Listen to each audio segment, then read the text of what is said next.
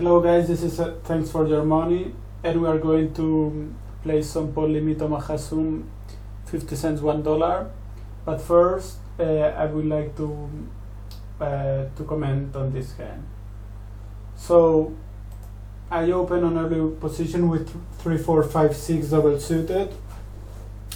Yeah, this is a hand that could play also like a limp call, because really when you get 3-bet, your hand, although it's super connected, is a bit on the low side of things, and you're going to be dominated with hands such as 7, 8, 9, 10.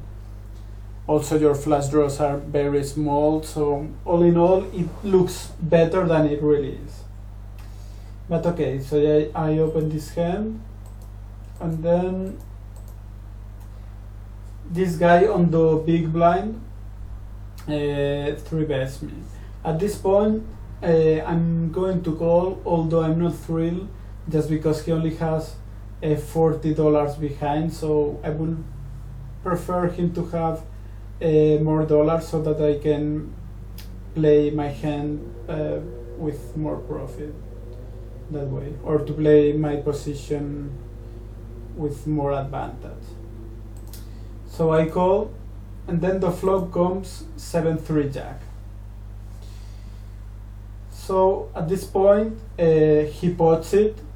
I believe he's going to pot with all aces, all ace, king, jack, 4 double suited, any flush draw.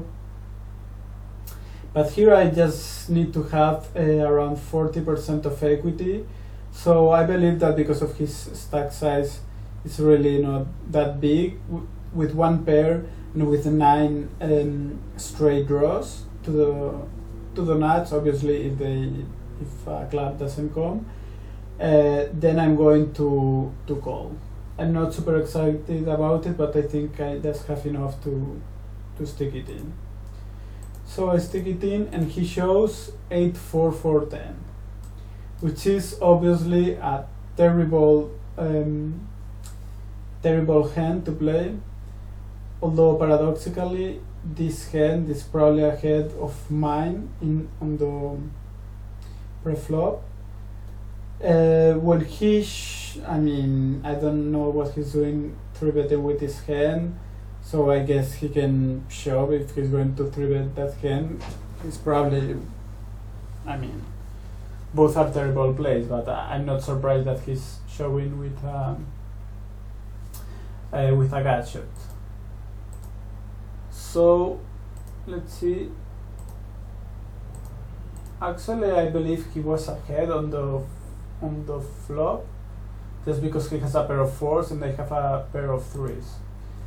But then I was lucky enough to catch the straight on the river, and so yeah, we beat him. So let's see. Let's open a pair of tables. Because it's Saturday night right now, the player pool is actually quite weak. I've seen some weird plays tonight, which I'm guessing is because it's weekend. So let's see if we can profit.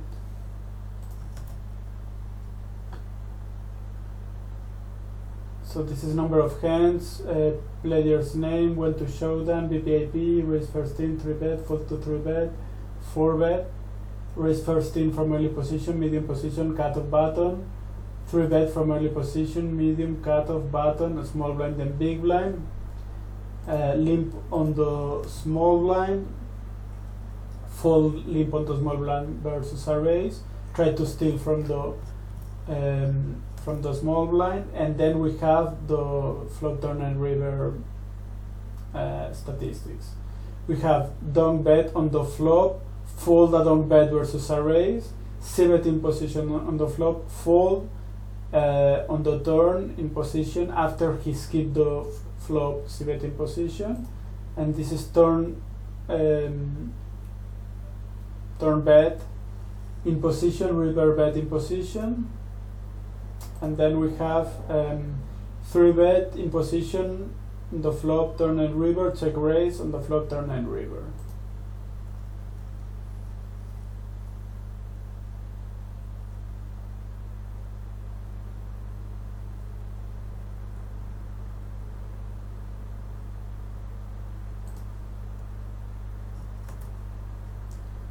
I mean, I could call, but my hand is absolutely terrible, so I guess it's okay to fold. Even if I probably have the pot odds, I'm gonna have to play out of position with a very weak hand.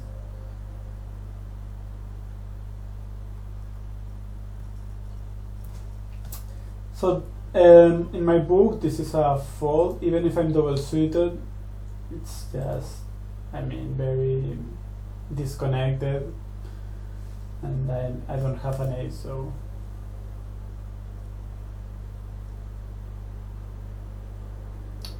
seven, eight, king, jack.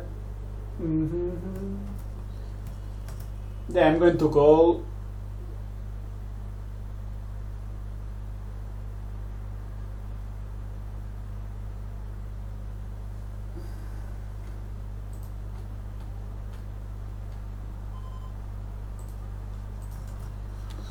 So I'm going to stick that stick that against the button.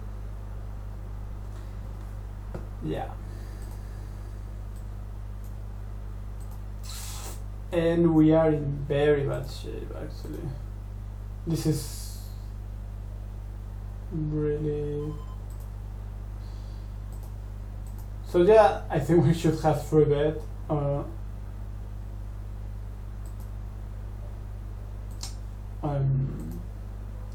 Pre-flop, but obviously I'm being results oriented over there.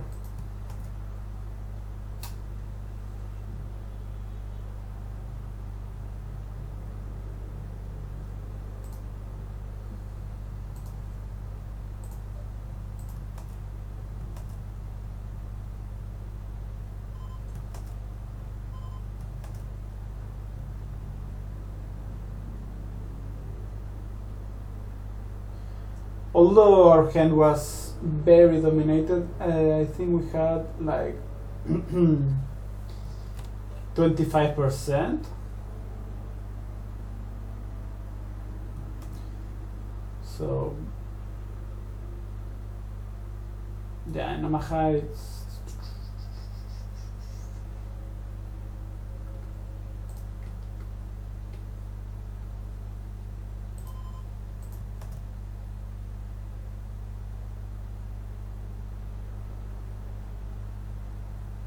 in Omaha it's difficult to be very dominated.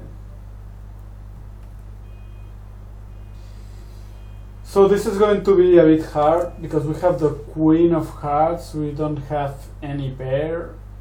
I'm going to call because this guy 3-bets a ton. Folded. Or he should have at least.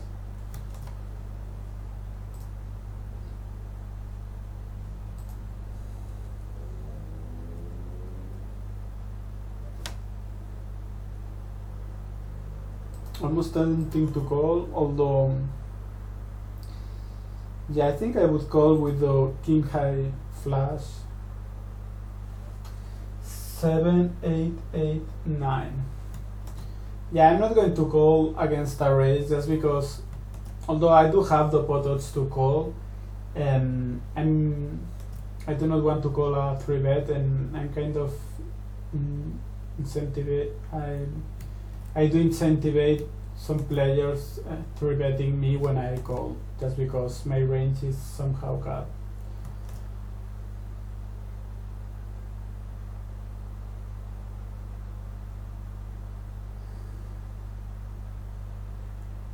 I think I'm going to pot because this guy, this guy 3-bets. I mean, this guy c-bets on the flop very often. Like 100%, although maybe the sample size was kind of small. So he is betting 100% of the times on the flop with 150. So he probably had a gut shot that he didn't want to bet, although it's I mean, he's betting 100% of the time. So the previous 10 times he had c-bet, and this time he didn't c-bet. So that's what I thought, that it would be convenient just to bet there.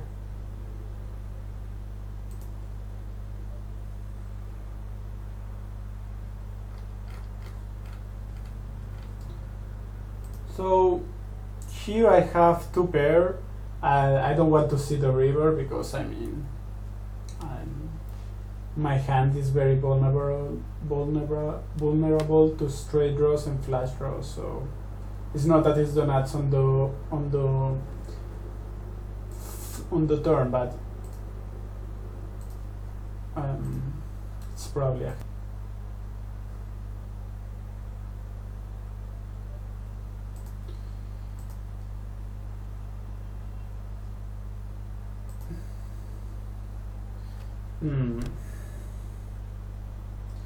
that's tricky. He 3-bets 4% of the time.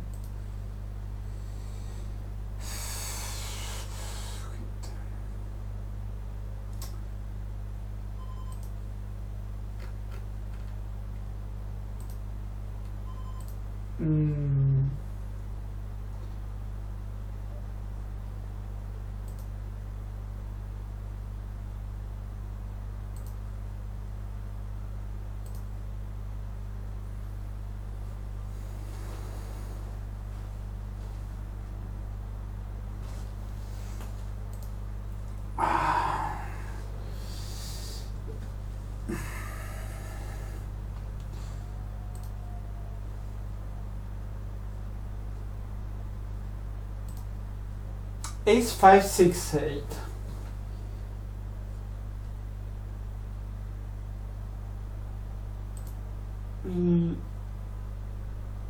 Yeah, let me review that hand.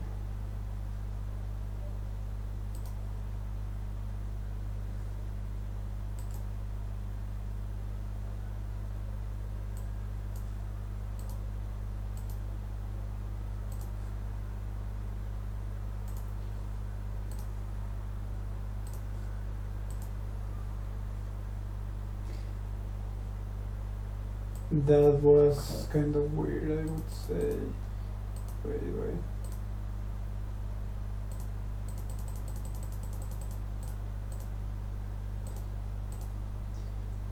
So yeah, I raise, and then he 3-bets, so I have a standard call there. Then here he c-bets half pot. Yeah, I call. Then he checks the turn. I check the turn. He checks the river. I check the river. I think what is surprising about this hand is that my read on that player is that he's 3-betting 3% of the time on the big blind, 4%. So I think it's kind of weird to 3-bet that hand, even against button open. Because I'm opening around 35-40% of the time on the button. I mean, it's 5-6-8 double suited. It's not such a great hand to 3-bet. So maybe he has a read on me, or he thinks that I play poorly and he's 3-betting me with that hand. But in general, I think this hand against someone who plays somehow tight, this is a bit loose to 3-bet. So yeah, I'm going to quit now, and I hope you guys have fun. So good luck at the tables, and see you later.